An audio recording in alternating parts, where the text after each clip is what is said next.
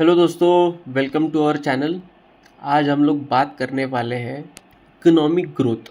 जो हमारे देश की अभी इकोनॉमिक ग्रोथ चल रही है उसके बारे में हम बात करने वाले हैं। जैसे आप सब जानते हैं कि हमारा देश फोर्थ लार्जेस्ट इकोनॉमी बन चुका है और हम जापान को सरपास करके 4.2 ट्रिलियन के आसपास हम पहुंच चुके हैं।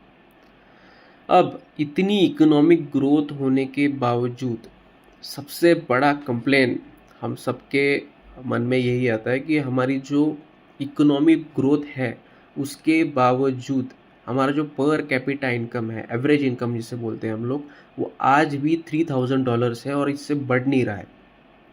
बढ़ रहा है मतलब बढ़ रहा है, बट इतना जैसे मतलब जापान हो गया, यूरोप हो गया, बाकी जितने भी देश है उनके कंपैरिजन में हमारा पर कैपिटा इनकम आज भी कम है। तो एक मेन पॉइंट यही है कि क्यों हमारा पर कैपिटा इनकम ज़्यादा बढ़ता नहीं है कंपेयर टू अदर इकोनॉमिक्स, और ये कभी $90,000 $50,000 तक पहुंचेगा। तो ये सबसे मेन पॉइंट हम इस पे डिस्कस करेंगे आज। और उसके ऊपर हम ये भी डिस्कस करने वाले हैं कि क्या पर कैपिटा इनकम होना और ज़्यादा पॉपुलेशन होना, क्या ये चीज़ हमारे देश के लिए एक वीकनेस है या ये स्ट्रेंथ है। तो ये हम इस चीज़ को जानेंगे। तो देखो दोस्तों, अगर हम अपनी इकोनॉमिक ग्रोथ की बात करें तो 1994 से लेकर 2000 अभी 2025 तक हमारी इकोनॉमिक ग्रोथ की हम बात करें तो हमारी इकोनॉमिक ग्रोथ 300 मिलियन से लेकर 4 ट्रिलियन तक पहुंच चुकी है। तो लगभग आप देख सकते हैं कि ऑलमोस्ट 10 टाइम्स हमारी इकोनॉमिक ग्रोथ हो चुकी है। पर कैपिटा इनकम की हम बात करें तो पर कैपिटा इनकम हमारा $350 के आसपास था, वो बढ़कर अभी हम $3000 के आसपास पहुंच चुके हैं। तो एक अच्छी बात है कि हमारा इतना per capita income almost 10 times हो चुका है। और वही नहीं, इसमें सबसे मेन पॉइंट हम इस डिस्कस करने वाले हैं इसमें कि जो ग्लोबल परसेंटेज ऑफ जीडीपी है, जो भी होती है, मतलब हर साल वो बढ़ती है। मतलब 1994 के आसपास वो 28 ट्रिलियन के आसपास थी, ग्लोबल जीडीपी की बात कर रहा हूँ मैं। उसके बाद और आज वो लगभग 114 ट्रिलियन के आसपास है। तो ऑब्वियसली बढ़ा है, पूरे ग्लोबल जीडीपी बढ़ी, इन्फ्लेशन हर साल बढ़ रहा है। तो उस समय हमारे देश की जो ग्लोबल जीडीपी थी, जो परसेंटेज था हमारा, वो 1.1% था उस टाइम, और वो धीरे धीरे बढ़ बढ़ के 3.7% हो चुका है। तो ये दिखाता है कि हमारी जो इकोनॉमिक ग्रोथ है वो सिर्फ वैल्यू में नहीं बढ़ी है, बट परसेंटेज वाइज भी हमारा बढ़ चुका है। हमारा जो परसेंट है वो लगभग 2.5% से ज़्यादा जा चुका है। तो दैट शोज़ कि सिर्फ इकोनॉमिक ग्रोथ वैल्यू टर्म्स में नहीं हुई है, हमारी रियल परचेसिंग पावर भी बढ़ी है कंपैरिजन टू अदर कंट्रीज़। तो हमारे पास ज़्यादा जॉब्स है, ज़्यादा स्किल वर्कर्स है, और ज़्यादा हमारे पास जो रियल मनी जो है ना, हमारे पास ज़्यादा आ चुकी है। बट अभी हम बाकी इकोनॉमिक्स से पहले कंपैरिजन कर लेते हैं। तो अगर आप बाकी इकोनॉमिक्स के बारे में बात करें, जैसे यूएस है, यूएस का जो ग्लोबल परसेंटेज था जीडीपी का 1994 के आसपास, वो लगभग 25% था। हालांकि उस टाइम 6 ट्रिलियन के आसपास उनकी इकोनॉमी थी और आज 30 ट्रिलियन के आसपास है। तो इकोनॉमी वैल्यू टर्म्स में बढ़ चुकी है, बट जो ग्लोबल परसेंटेज था वो आज भी 25% है, तो वो बढ़ा नहीं है। और बाकी कई इकोनॉमीज जैसे जापान है, जर्मनी है, उनकी जो ग्लोबल इकोनॉमी जो परसेंटेज है वो कम हो चुकी है। तो ये क्या दिखा रहा है कि रियल मनी जो है वहाँ उन उन देशों में कम हो चुका है, जो रियल मनी बोलते हैं हम लोग, परसेंटेज वाइज बोलते हैं। और यूएस का वैसे का वैसा ही है। बट अभी इसमें सबसे बड़ा मेन मुद्दा है हमारा ये बात करने का है कि क्या ये हमारे देश के लिए वीकनेस या स्ट्रेंथ है। तो हम उन चीज़ों पे बात करेंगे दोस्तों। अब सबसे पहले उससे पहले बात कर लेते कि क्यों हम कभी $90,000 या इवन $50,000-70,000 की इकोनॉमी पर कैपिटा इनकम से बन नहीं सकते। तो देखो दोस्तों, अगर हम थेरोटिकली की बात करें, अगर $90,000 हमारी इकोनॉमी को होना है तो हमारे देश की जो जीडीपी है जो 4 ट्रिलियन के आसपास है, उसकी 4 ट्रिलियन से बढ़कर लगभग 129 130 के आसपास होनी चाहिए, $130 ट्रिलियन होनी चाहिए, जिससे हमारा जो पर कैपिटा इनकम है $90,000 हो जाएगा। ये मैं थ्योरेटिकल टर्म्स की बात कर रहा हूँ, प्रैक्टिकल में थोड़ा ऊपर नीचे होता है, पर लगभग उतनी जीडीपी होनी चाहिए, उसके आसपास होनी चाहिए। पर अगर मैं इसकी बात करूँ तो ग्लोबल लेवल की जो जीडीपी है पूरी, वो 114 ट्रिलियन है। तो फॉर ऑब्वियसली हम 114 से ज़्यादा जा नहीं सकते, हमको 129 ट्रिलियन चाहिए, बट पूरी दुनिया की तो 114 है, तो हम ऑब्वियसली 114 के ऊपर तो जा नहीं सकते। तो $90,000 तो हम कभी बन नहीं पाएंगे। तो क्या अगर हम हमारी जो इकोनॉमी है, जो हमारा पर कैपिटा इनकम है, वो अगर $90,000 या $50,000 तक नहीं पहुंच सकता, कि क्या ये हमारे देश के लिए एक वीकनेस है? तो देखो दोस्तों, हर किसी का अपना एक पर्सपेक्टिव है कि अगर हम हमारी इकोनॉमी कभी $50,000 या $80,000 तक नहीं पहुंच सकती, पर कैपिटा इनकम हमारा बढ़ नहीं सकता इतना, तो फॉर ऑब्वियसली हमारा जो एवरेज इनकम है, जो मिनिमम इनकम है, वो कभी इतना हो नहीं पाएगा। तो बहुत से लोग इसको एक डिसएडवांटेज के तौर पे देखेंगे, बट ये चीज़ हमारे लिए एक एडवांटेज है, इस चीज़ की मैं बात करने आया हूँ। तो देखो गाइस, सबसे पहला इम्पोर्टेंट एडवांटेज हमारे पास यही है कि लेबर शॉर्टेज अगर आप देखो, हर मतलब जितने भी आप ये इकोनॉमिक डेवलप देश अगर देखोगे कि जितने भी है टॉप 10 में, हमेशा इन देशों में लेबर शॉर्टेज होती है। हमेशा उनको रिलाय करना पड़ता है बाकी इमिग्रेंट्स पे कि वो हमारे देश में आए और काम करे और यहाँ पे इकोनॉमिक ग्रोथ दे।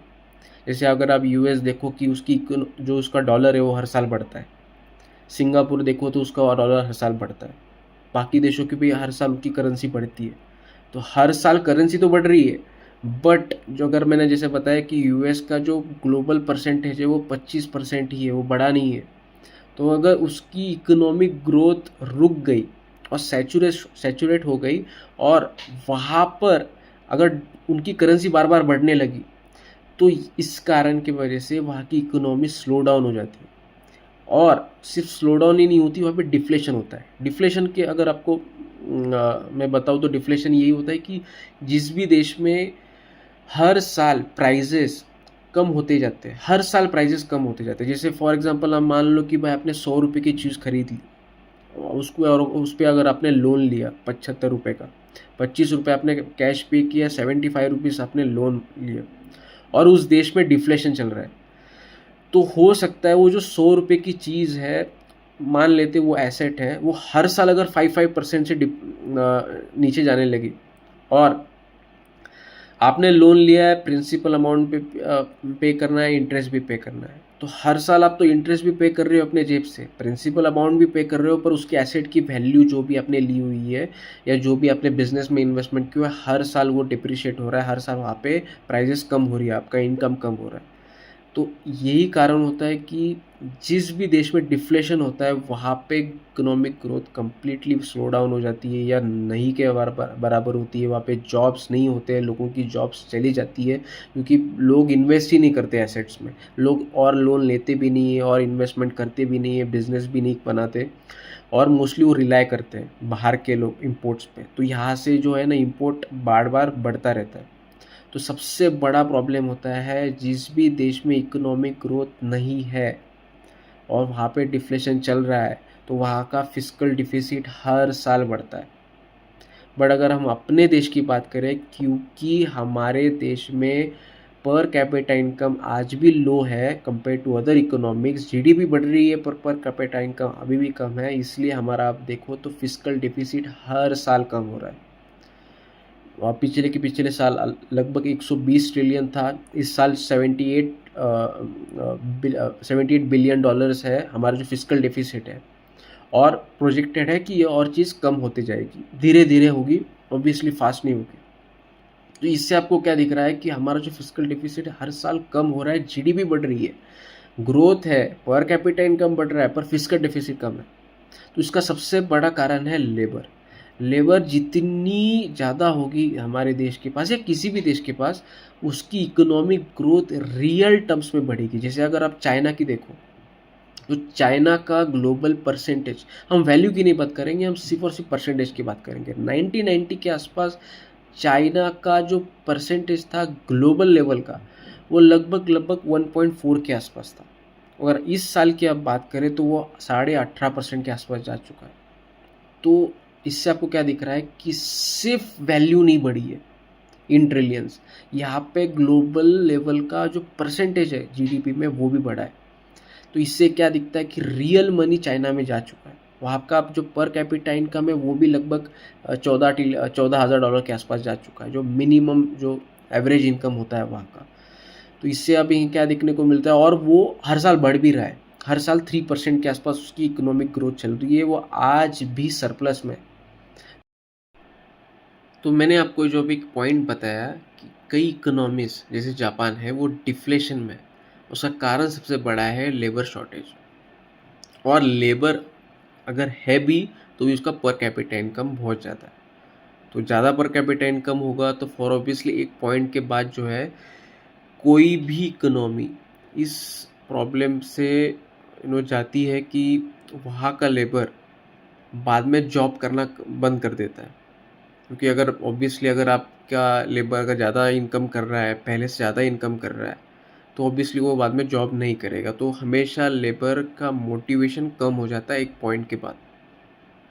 तो ये सबसे बड़ा मुद्दा है हमारे एडवांटेज, जो मैं एडवांटेजेस की बात कर रहा हूँ उसमें सबसे पहला मुद्दा यही है कि ये अगर जितना पॉपुलेशन हमारी बड़ी है उतना ही हमारे लिए बेहतर होगा और ग्रो करने के लिए। दूसरा जो मुद्दा है हमारा सबसे बड़ा एडवांटेज है ज़्यादा पॉपुलेशन होने का और पर कैपिटा इनकम कम होने का, वो ये है कि हमारे पास बहुत बड़ा हेडरूम है और आगे बढ़ने के। तो फॉर एग्ज़ाम्पल हम आज 4 ट्रिलियन पे है। पूरे वर्ल्ड की जो ग्लोबल परसेंटेज है वो 3.7% है। मान लेते हैं कि हम लोग 30 ट्रिलियंस तक पहुंच जाते हैं। आज के हिसाब से बात कर रहा हूँ मैं, 25% हमारा भी ग्लोबल लेवल का जो जीडीपी है उसका जो परसेंटेज है वो हमारा भी 25% हो जाता है। For example we may become largest economy और second largest economy by that time.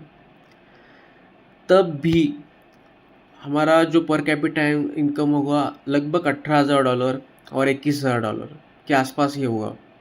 तो अगर तब भी हमारे देश को हेडरूम रहेगा और ऊपर जाने के लिए, क्योंकि पर कैपिटा इनकम कम है तो फॉर ऑब्वियसली हम लोग सारी चीज़ें इंपोर्ट तो नहीं करेंगे, कई चीज़ें हम फिर भी एक्सपोर्ट कर रहे होंगे और फिर भी खुद भी बना रहे होंगे और कंज्यूम भी कर रहे होंगे। तो हमारे जो फिस्कल डिफिसिट है वो तब भी मेंटेन रहेगा, हमारे फिस्कल डिफिसिट ज़्यादा बढ़ेगा नहीं।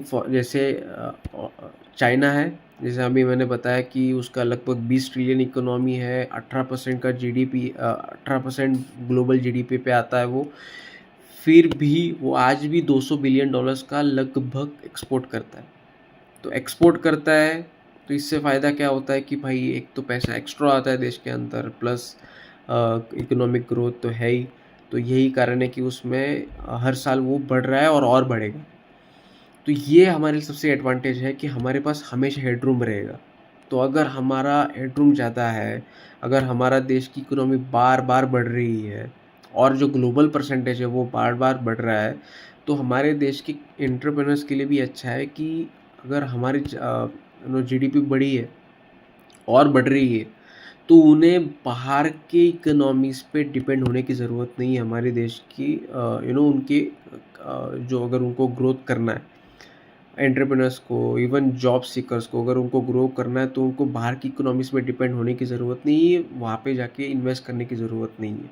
क्योंकि अगर आप देखो, अगर फॉर एग्जांपल कोई इकोनॉमी है, सपोज जापान है, उसके पास 4 ट्रिलियन इकोनॉमी है, बट अगर वो ऑब्वियसली अभी तो और बढ़ नहीं सकता, वो नीचे गिर रहा है फ़िलहाल।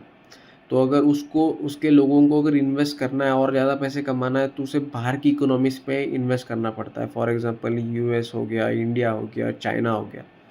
और सबसे बड़ा प्रॉब्लम ये होता है कि ऐसे कम देशों में, बाहर के देशों में जाकर अगर आपको बिज़नेस करना है तो वहाँ के लोकल कंपटीशन हो गया, वहाँ की लोकल गवर्नमेंट हो गई, जो आपके आड़े आती है।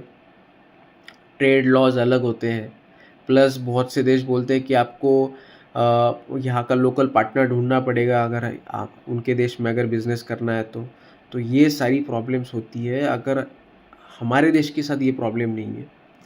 हमारे देश के पास अगर हम बढ़ रहे हैं और अगर और बढ़ भी गए और 20 ट्रिलियन 30 ट्रिलियन तक पहुंच भी गए, पर कैपिटा इनकम कम होने के कारण हमारे देश को और बढ़ने में हेल्प करेगा, क्योंकि अगर हम बढ़ नहीं सकते तो हम गिरेंगे भी नहीं फास्ट। तो अगर आप यूएस की इकोनॉमी अभी देखो, वो 25% जीडीपी उसका हो चुका है और वहाँ पे वो जाके रुक चुका है। और प्लस उसका इंटरनल डेट जो है वो हर साल बढ़ रहा है, 36 ट्रिलियन तक अब तक पहुँच चुका है। और वो हर साल अपना डेट बढ़ा रहा है। और वो डेट इसलिए बढ़ाता है क्योंकि हर साल उसके ऊपर $1 ट्रिलियन का फिजिकल डेफिसिट पड़ता है। जो घाटा होता है इंपोर्ट और एक्सपोर्ट में, जो घाटा होता है वो हर साल $1 ट्रिलियन का होता है। तो उसके लिए एक प्रॉब्लम ये हो जाती है कि हर साल उसको इंटरनल डेट वो उठाता है और वो जो फिजिकल डिफिसिट है उसको क्लियर करवाता है। और इससे क्या होता है, उस पर इंटरनल डेट बढ़ रहा है। हालांकि उसकी जो करेंसी है बार बार हर साल बढ़ रही है, बट अगर वो अनलिमिटेड इंटरनल डेट बढ़ाता रहा, अगर 36 ट्रिलियन है और उसको 45 ट्रिलियन 50 ट्रिलियन 60 ट्रिलियन तक लेके गया, तो एक पॉइंट ऐसा आएगा यूएस में कि जहाँ पर वो जो भी अर्न करेगा अपने देश में अंदर, खुद के देश के अंदर, जो भी वो फॉर ऑब्वियसली टैक्स से ज़्यादा पैसा कमाता है कोई भी देश, तो अगर वो टैक्स से या किसी और मीडियम से अगर वो पैसा और कमाएगा तो वो अपने लोगों पे कुछ भी नहीं खर्च कर पाएगा, क्योंकि उसको फिर वो एक लाइबिलिटी होगी। अगर जैसे आज 36 ट्रिलियन है, अगर वो 70 ट्रिलियन तक पहुंच गया, $70 ट्रिलियन तक अगर उस इंटरनल डेट पहुंच गया, तो एक पॉइंट ऐसा आएगा कि वो जितना भी पैसा कमाएगा, मोर देन 50% और मोर देन 70% जो भी इनकम कमाएगा वो सारा इंटरेस्ट पे ही चला जाएगा। वो अपने देश में कुछ भी इन्वेस्ट कर ही नहीं पाएगा। और अगर वो और बढ़ता रहा तो एक पॉइंट ऐसा आएगा कि उसको जो भी वो कमाएगा टैक्स से, वो तो उसको एज ए इंटरेस्ट देना है अपने देश के लोगों को जिनसे उसने लोन लिया है। बट उसको और प्रिंट भी करना पड़ेगा पैसा, क्योंकि डेट बड़ा होगा, उसका इंटरेस्ट अमाउंट भी बड़ा होगा, बट उसके पास पैसा नहीं होगा ज़्यादा देने के लिए, तो उसको और प्रिंट करना पड़ेगा। और ज़्यादा प्रिंट करने के चक्कर में हो सकता है कि वहाँ का इन्फ्लेशन बहुत तेज़ी से बढ़े और यूएस डॉलर उसकी जो वैल्यू है और डिप्रिशिएट हो जाए, और जो उसका रियल परचेस पैरिटी जिसको हम बोलते हैं, कि जो यूएस $1 से आप जितना चीज़ें खरीद सकते हो पूरे दुनिया में, वो जो परचेस पैरिटी है वो और कम हो जाएगी। तो ये सबसे बड़ा प्रॉब्लम है यूएस और यूएस जैसी इकोनॉमीज़ पे, जहाँ पर कैपिटा इनकम बहुत ज़्यादा हाई है, जीडीपी भी ज़्यादा हाई है, बट क्योंकि पॉपुलेशन कम है और शायद थोड़ी थोड़ी कम होती है या बढ़ती रहती है, यही कारण होता है कि ऐसे देश लाइफ लॉन्ग ग्रो नहीं हो सकते। और हमारी इकोनॉमी के साथ सबसे अलग है, क्योंकि हमारे पास हेडरूम भी है, हम बढ़ते भी रह सकते हैं। एक्सपोर्ट अगर बढ़ गया तो हमारा इंटरनल डेट भी कम हो जाएगा। और एक पॉइंट के बाद जब हम लोग जाके रुक जाएंगे 36 ट्रिलियन 40 ट्रिलियन या इवन 50% तक भी अगर हम पहुंच गए ऑफ ग्लोबल जीडीपी, तब भी हो सकता है कि हम लोग ज़्यादा इंपोर्ट ना करें और हमारा जो फिजिकल डेफिसिट है वो हमेशा मेंटेन रहे, या थोड़ा थोड़ा हम मतलब जैसे एक फ्लक्चुएशन है कि नीचे आएगा फिर ऊपर जाएगा, फिर नीचे आएगा ऊपर आएगा। तो इससे हमारे देश को एक सडन शॉक की टेंशन नहीं रहेगी जो यूएस पे जो है। तो हमारे देश के लिए सबसे प्लस पॉइंट है, हमारे लोगों के लिए प्लस पॉइंट है कि हमारे पास हमेशा जॉब, हमेशा बिजनेस ग्रोथ और हमारे जो स्टॉक मार्केट है वो हमेशा ग्रो करने के चांसेस हमेशा बने रहेंगे। तो ये सबसे बड़ा प्लस पॉइंट है दोस्तों, कि अगर हमारा पर कैपिटा इनकम और हमारा जो देश का जो पॉपुलेशन है वो ज़्यादा है, और ये बाकी देशों के साथ नहीं है। तो लास्टली मैं तो यही बोलना चाहता हूँ कि हमारे देश के साथ सारी चीज़ें पॉजिटिव है, नेगेटिव में कुछ भी नहीं है। तो अगर आपको कोई बोले कि हमारे देश का पर कैपिटा इनकम कम है, हम लोग डिसएडवांटेज में है, तो उन्हें ये बताइए कि हम एडवांटेज में हैं, ना कि डिसएडवांटेज में। अमीर होना ये बड़ी बात नहीं है। बहुत से लोग बन जाते हैं, बहुत से देश बन जाते हैं, और उसको लाइफ लॉन्ग सस्टेन करना ये अलग बात है। और अमेरिका और बाकी जितने बड़े बड़े देश हैं, जापान हो गया, जर्मनी हो गया, ऑस्ट्रेलिया हो गया, ये जितने भी देश है, इनको अपना रिच जो उनकी जो इकोनॉमी है उनको सस्टेन करने के लिए बहुत बड़ी पॉपुलेशन की ज़रूरत पड़ेगी। और जिस तरह से ये लोग जा रहे हैं उस तरह से वो लाइफ लॉन्ग सस्टेन नहीं कर पाएंगे। और यही सबसे बड़ा पॉइंट हमारे लिए यही है कि हम लोग जितनी पॉपुलेशन हमारी बढ़ेगी, या पॉपुलेशन बढ़ेगी भी नहीं, पर अगर इतनी ही रह गई तब भी हमारे लिए एक प्लस पॉइंट रहेगा कि हम लोग ज़्यादा सस्टेन कर पाएंगे और कई सालों तक सस्टेन कर पाएंगे। और सबसे ज़्यादा प्लस पॉइंट इसमें ये होता है कि कोई भी इकोनॉमी ज़्यादा सस्टेन कर सकती है या कम सस्टेन कर सकती है, इस पे डिबेट होनी चाहिए। तो ये प्लस पॉइंट है कि अगर आप टॉप तक पहुंच चुके हो, पर टॉप तक अगर आप ज़्यादा दिन रुकने नहीं वाले हो, तो उस टॉप पर पहुंचने का कोई फ़ायदा नहीं है। और हमारी इकोनॉमी जब टॉप पे पहुंचेगी तो हम ज़्यादा सस्टेन करेंगे। तो देखो दोस्तों, मैंने आपको सारे पॉइंट्स बता दिए। बहुत सारे मुद्दे पर मैं वीडियो को लॉन्ग नहीं करना चाहता हूँ। तो पर कैपिटा इनकम कम होने का आप गम मत बनाइए, बेटर है इसको चीज़ को एक्सेप्ट कीजिए और take it as a positive thing. और पॉजिटिवली सोचिए हमारे देश के बारे में कि हमारा देश और ग्रो भी करेगा, सस्टेन भी करेगा, और हमारे लोगों के पास हमेशा जॉब भी रहेगी। और हमारा सबसे मेन है कि स्टॉक मार्केट हमेशा बढ़ता रहेगा। तो उम्मीद है दोस्तों आपको ये वीडियो पसंद आया होगा। अगर वीडियो पसंद आया तो hit the like button, subscribe कीजिए चैनल को अगर चैनल पे नए हैं, और शेयर कीजिए आपके फ्रेंड्स और रिलेटिव्स के साथ। तब तक के लिए गुड बाय।